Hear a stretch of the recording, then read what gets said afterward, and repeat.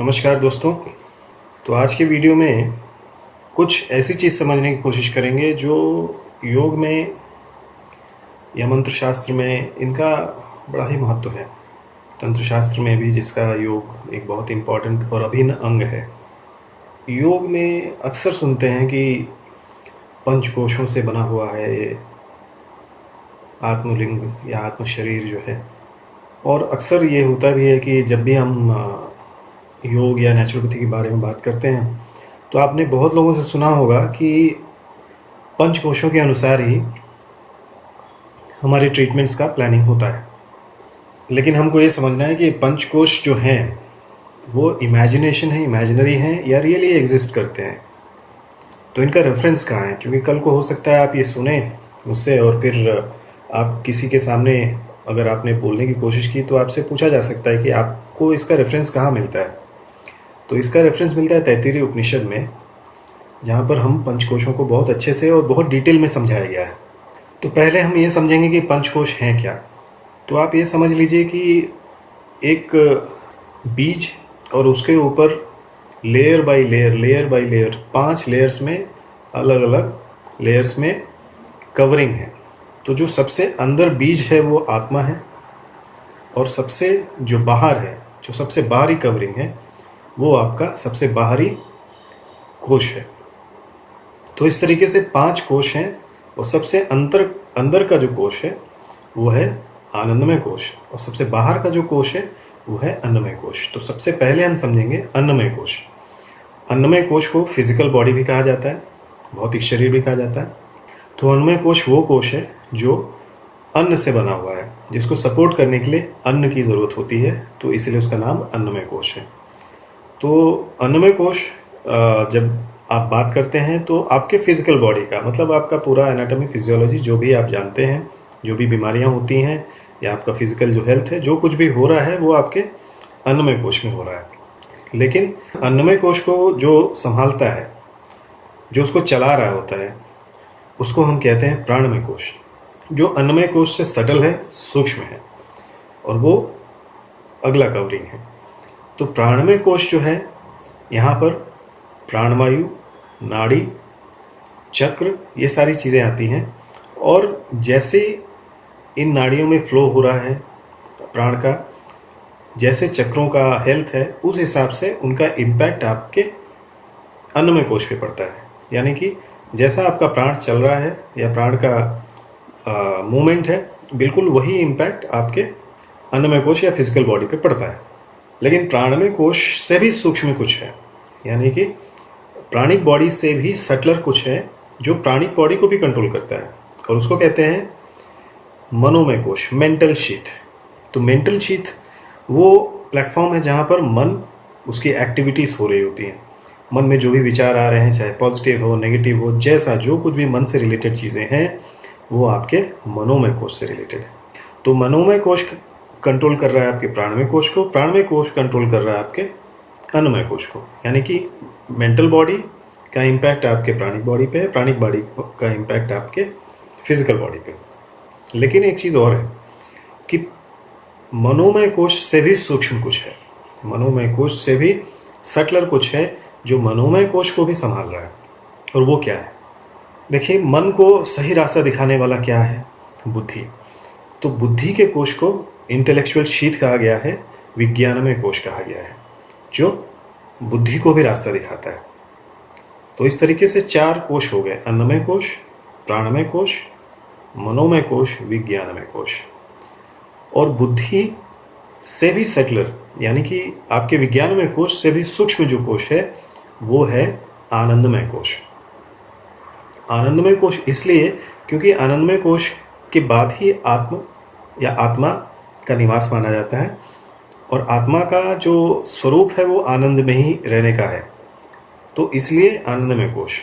अभी हम फिलॉसफी पे नहीं जा रहे हैं कि आनंद या दुख, ये इस पे नहीं जा रहे हैं। हम जस्ट एक आउटलाइन समझने की कोशिश कर रहे हैं कि एक लेयर है, सबसे अंदर का जो लेयर है वो आपकी आत्मा है, उसके ऊपर आनंदमय कोश, उसके ऊपर आपका विज्ञानमय कोश, फिर मनोमय कोश, फिर प्राणमय कोश और फिर सबसे बाहर अन्नमय कोश। तो इस तरीके से हमने देखा कि 5 लेयर्स हैं, 5 शीत हैं, पंचकोश हैं। अन्नमय कोश जो अन्न से बना है, प्राणमय कोश जो प्राण से बना है, मनोमय कोश जो मन से बना है, विज्ञानमय कोश जो बुद्धि से बना है और आनंदमय कोश जो आनंद से बना है। और आपकी हेल्थ के लिए इन सारे 5 कोशों का बैलेंस होना बहुत ज़रूरी है, क्योंकि अगर ये बैलेंस नहीं है, मान लीजिए इनमें बैलेंस नहीं है, इम्बैलेंस है कहीं पर, तो आप हेल्दी नहीं रह सकते। अगर प्रॉपर हेल्थ चाहिए तो इनका बैलेंस होना बहुत ज़रूरी है। देखिए, ये वीडियो बहुत इंपॉर्टेंट है, क्योंकि जो लोग भी योग कर रहे हैं, जो लोग भी नेचुरोपैथी फॉलो कर रहे हैं या कोई भी सिस्टम फॉलो कर रहे हैं, उनके लिए ये बहुत इंपॉर्टेंट है कि वो इस चीज़ को समझें कि हर सिस्टम में अपना लिमिटेशन है। तो क्यों ना हम सारे सिस्टम्स के अच्छे इंपॉर्टेंट चीज़ों को एक जगह पर रखें और सारे सिस्टम्स को मिलाकर एक ऐसा सिस्टम बनाएं जो हमें सिर्फ हेल्थ दे। तो इसलिए इस वीडियो से आपको समझ में आएगा कि हम बेस्ट ऑफ बेस्ट निकाल कर अपने आप को हेल्दी बना सकते हैं। तो अब हम देखते हैं कि सबसे इम्पॉर्टेंट जो है आपका अन्नमय कोश, क्योंकि फिजिकल बॉडी जिसको लोग देख रहे हैं, आप भी देख रहे हो, लोग फील कर रहे हैं, समझ रहे हैं, जिसमें सारी एक्टिविटीज़ होती हैं, उसको अगर हेल्दी रखना है, उसको आपको स्वस्थ रखना है, तो आप क्या करेंगे? अब आपको अगर फिजिकल बॉडी को हेल्दी रखना है तो क्या करेंगे? आप योग कर सकते हैं, जिम कर सकते हैं, स्विमिंग कर सकते हैं, कोई भी फॉर्म ऑफ एक्सरसाइज कर सकते हैं। अगर आपका शरीर बीमार पड़ गया, मान लीजिए कोई बीमारी हो गई, तो आपके अन्नमय कोश को ट्रीटमेंट देने के लिए मॉडर्न मेडिसिन में दवाइयाँ हैं, आप दे सकते हैं, उससे सिम्टम्स में रिलीफ मिलेगा बिल्कुल। आयुर्वेदिक पद्धति है, यूनानी, सिद्धा, होम्योपैथी, सारा इंक्लूडिंग नेचुरोपैथी के भी ट्रीटमेंट्स, आसन, योग का, ये सारी चीज़ें मिलके आपके फिजिकल बॉडी को हेल्थ दे सकती हैं। अगर आपका फिजिकल बॉडी बीमार है तो आप इन चीज़ों को एक प्रॉपर कॉम्बिनेशन में यूज़ करके, अगर आप बीमार हैं तो अपने आप को हेल्दी बना सकते हैं, और अगर आप हेल्दी हैं तो इसको और मेंटेन कर सकते हैं। लेकिन जैसा मैंने पहले ही बताया आपको कि फिजिकल बॉडी यानी कि अन्नमय कोश का हेल्थ प्राणमय कोश के ऊपर डिपेंडेंट है। अगर प्राणमय कोश हेल्दी नहीं है तो अन्नमय कोश हेल्दी नहीं हो सकता। हमको ये समझना है कि प्राणमय कोश में क्या होगा। तो चलिए प्राणमय कोश में चलते हैं। तो प्राणमय कोश कैसे बनता है?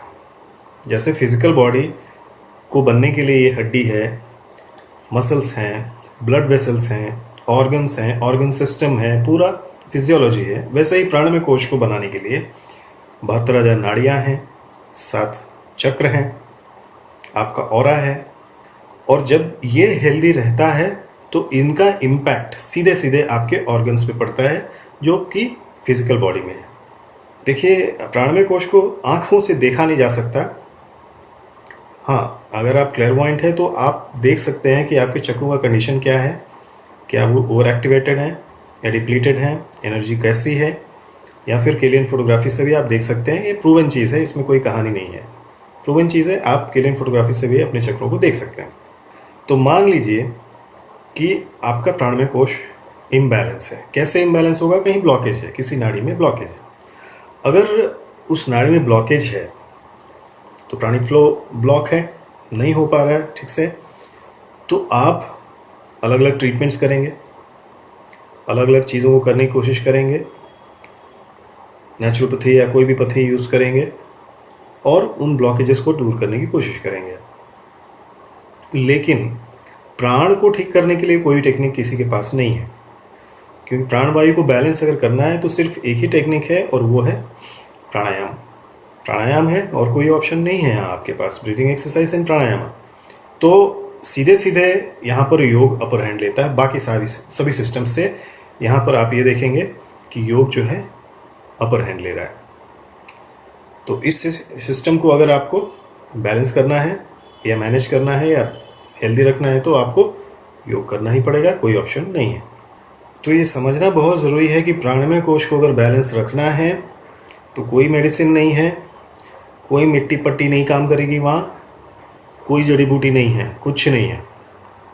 आपको ये समझना है कि प्राणमय कोश को अगर बैलेंस रखना है, प्राणमय कोश को अगर ठीक रखना है, स्वस्थ रखना है, तो आपको केवल और केवल प्राणायाम करना पड़ेगा। यहाँ पर प्राणिक हीलिंग भी बहुत बड़ा मेजर रोल प्ले करता है कि प्राणिक हीलिंग से आप अपने प्राण को बैलेंस कर सकते हैं, क्लीन कर सकते हैं। अगर एनर्जी कम है तो, ज़्यादा है तो उसको बैलेंस किया जा सकता है प्राणिक हीलिंग से, और ट्रीटमेंट में सहायता मिल सकती है आपको। तो ये हो गया प्राणमय कोश। लेकिन मैंने कहा कि इससे भी डीप है जो प्राणमय कोश को संभाल रहा है, और वो है मनोमय कोश। अब मान लीजिए कि जस्ट फॉर एग्जांपल मैं जो कह रहा हूँ आपको वो बात अच्छी नहीं लग रही है और आपको गुस्सा आ रहा है।